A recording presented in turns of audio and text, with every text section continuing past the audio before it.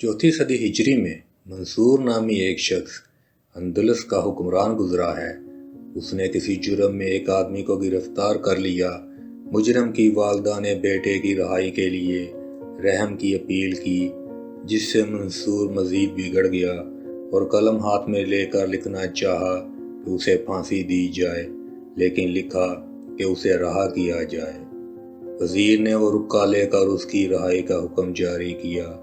मंसूर ने पूछा, क्या लिखा? कहने लगा, फलां की रहाई के लिए लिखा। मंसूर भड़क उठा, उसे फांसी दी जाए, रहाई का किसने कहा है?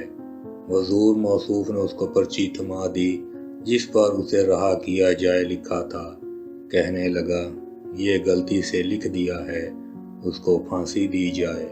और साहब का हुक्म हटाकर लिखना चाहा, उसे फांसी दी जाए, लेकिन लिखा उसे रहा किया जाए। वज़ीर ने हुक्म के मुताबिक रहाई का हुक्म दे दिया। मंसूर ने पूछा, क्या लिखा? कहने लगा, फलां की रहाई का हुक्म। मंसूर आग बगोला हो गया, उसे फांसी देनी है, रहाई का किसने कहा है? वज़ीर ने फिर इसी का लिखा रुक्का सामने किया जिसमें रहाई के लिए लिखा था। कहने लगा, ये गलती हो गई है, लेकिन तीसरी बार भी ऐसे ही हुआ। मंसूर के कलम से फांसी की बजाय रहाई का हुक्मनामा जारी हुआ। जब 3 बार इस तरह हुआ तो तकदीर के काजी के सामने मंसूर को भी झुकना पड़ा।